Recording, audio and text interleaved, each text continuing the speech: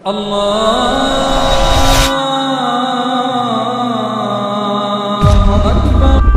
orang di antara kita wajib faham dan dia yakini kalimat la ilaha illallah adalah kalimat awal dan akhir dari kehidupan seorang muslim. Dia sangat yakin dan harus dia yakini kalau tidak ada Tuhan yang berhak disembah kecuali Allah.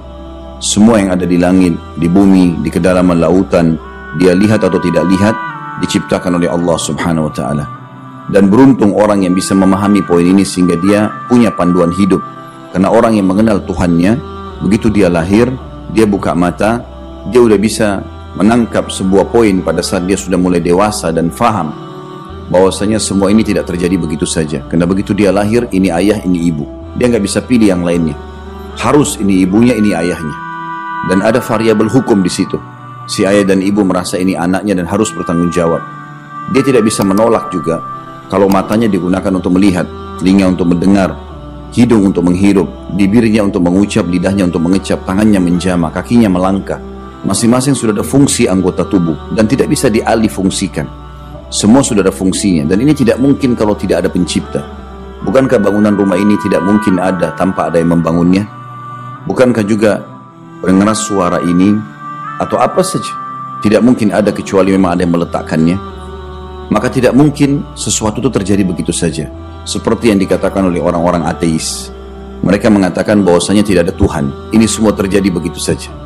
Abu Hanifah rahimahullah, salah satu ulama yang masyhur dari 4 madhab, beliau pernah diundang oleh salah satu raja di wilayah Rusia, kalau kita sekarang, zaman dulu Persia, untuk berdebat tentang masalah Islam dan agama atau keyakinan mereka. Bukan agama, mereka tidak punya agama, tapi mereka punya keyakinan tidak ada Tuhan. Semua ini terjadi begitu saja. Maka Abu Hanifah rahimahullah terlambat datang. Lalu kemudian beliau masuk ke dalam istana raja tersebut, yang dimana mereka sudah menunggu semuanya dan mereka sempat marah sambil rajanya mengatakan, Anda ini mengaku sebagai seorang muslim, kami tahunya muslim itu selalu tepat janji, kenapa Anda bisa telat datang?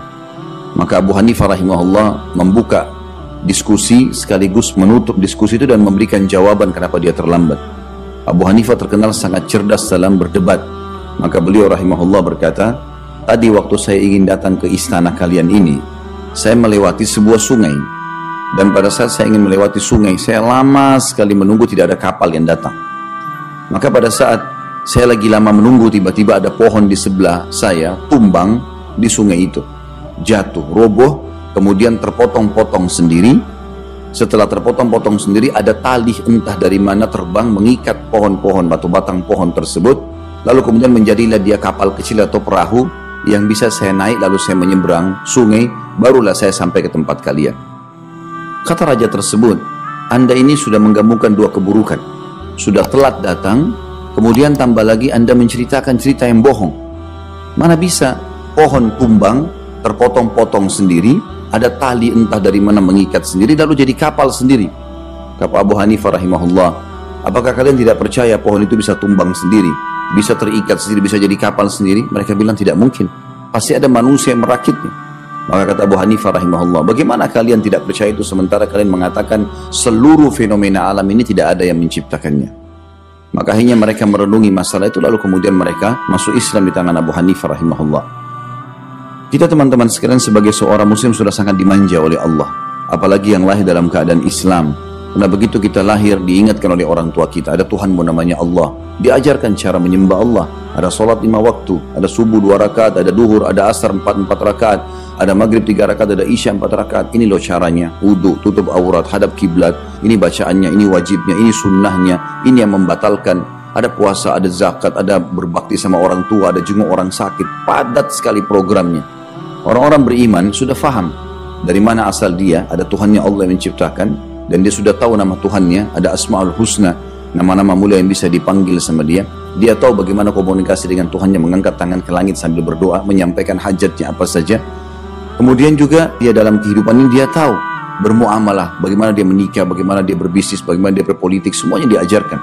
Sampai dia meninggal, tahu bagaimana prosesi mati, ada namanya husnul khatimah, ada su'ul khatimah. Bahkan diajarkan bagaimana cara mati yang baik, mati syahid di medan perang, mati dalam membela harta, membela keluarga, mati dalam ibadah.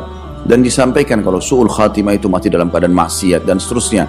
Nanti akan ada alam kubur, dijelaskan panjang lebar. Alam kubur itu ada alam barzah, ada di dalam situ kehidupan, kalau bukan taman dari taman surga atau lubang dari lubang neraka. Kemudian akan ada hari kebangkitan, dibangkitkan nanti di mahsyar, ditimbang amal baik dan amal buruk. Kata Nabi SAW, kalau orang meninggal dunia lalu masuk ke dalam kuburan, kalau dia orang beriman, maka akan datang malaikat mendudukkan dia lalu menanyakan kepadanya, siapa Tuhanmu, siapa Nabimu, apa kitabmu. Maka dia akan menjawab dengan lancar sekali. Kemudian dibukakan baginya pintu neraka, dan dia ketakutan melihat neraka tersebut karena dengan jeritannya, dengan suara yang menakutkan. Maka malaikat bilang, lihat dari apa Allah selamatkan dirimu. Maka ditutup pintu neraka tersebut lalu dibuka pintu surga dengan dayang-dayang, dengan permadani, dengan istana, dengan pemandangan yang indah. Maka malaikat bilang, ini tempat kau sekarang. Dia pun akhirnya merasa gembira, dan akhirnya Allah Subhanahu wa taala mengatakan, paparkan untuk hambaku ini perbandani dari surga yang tiap pagi dan petang datang kepadanya bau wanginya. Maka jadilah kuburannya taman dari taman surga. Jadi kita sudah tahu kuburan pun yang kita lihat batu nisan dan tanah, bagi orang yang hidup, orang yang mati tahu kalau itu adalah taman dari taman surga orang beriman. Dan kalau orang kafir, orang fasik yang banyak maksiat, pasti akan tersiksa. Nabi SAW pernah melewati 2 buah kuburan lalu berkata, sungguhnya 2 penghuni kuburan sedang disiksa, dan mereka disiksa pada hal yang mereka tidak anggap besar, tapi itu besar di sisi Allah. Yang satu tidak cebok pada saat kencing, tidak bersuci, dan yang satu suka mengadu domba. Kemudian Nabi SAW juga lewat kuburan yang lain pernah sambil kelihatan raut wajah beliau berubah dan seperti mengeluarkan kalimat menghardik. Kebetulan ada seorang sahabat bernama Rafi' radhiyallahu anhu melihat itu, lalu mengatakan, ya Rasulullah, adakah yang salah yang aku lakukan? Dia fikir dirinya yang sedang dipermasalahkan oleh Nabi SAW. Maka Nabi SAW mengatakan, bukan kamu hai Rafi', tapi penghuni kuburan ini. Dia waktu masih hidup pernah saya tugaskan mengumpul zakat, kemudian dia menyembunyikan 1 lembar baju. Maka dengan itu Allah sekarang memberikan dia di kuburannya 1 lembar baju juga dari api neraka yang membakarnya. Ada kehidupan alam barzah diceritakan dengan banyak dalil berhubungan dengan masalah itu. Itu juga dengan hari kebangkitan di hari kiamat. Allah jelaskan, "Faman ya'mal mithqala dzarratin khairan yara." Siapa yang berbuat seperti biji sawi dari kebaikan, pasti dia akan lihat dan dihisab, diberikan balasannya. "Wa man ya'mal mithqala dzarratin syarran yara." Siapa yang berbuat dari keburukan seperti biji sawi akan dia lihat, semua dipertemukan. Lalu diceritakan tentang ciri-ciri kebangkitan. Allah turunkan khusus surah Al-Qiyamah, menceritakan panjang lebar tentang keadaan hal tersebut. Surah Zalzalah dan banyak yang lainnya. Kemudian ada surga dan neraka, tempat tinggal abadi bagi orang beriman. Surga dan tempat abadi bagi orang kafir, musyrik dan munafik. Neraka sudah dirincikan dengan sangat rinci bagi orang beriman. Dari pasirnya, bangunannya, bidadari dan bidadarahnya, makanan dan kebun-kebunnya, segala macam hal sudah diceritakan. Begitu juga dengan neraka, siksa paling rendah sampai paling tinggi juga sudah diceritakan. Seorang muslim yang beriman sama Allah punya satu paket hidup yang dia sudah tahu. Dari mana asalnya, apa tujuan hidupnya, dan kemana arah dia hidup. Akan ada surga dan neraka dan bagaimana mencapai itu. Tapi orang-orang ateis tidak meyakini masalah itu. Mereka tidak punya Tuhan sehingga pelin-pelan.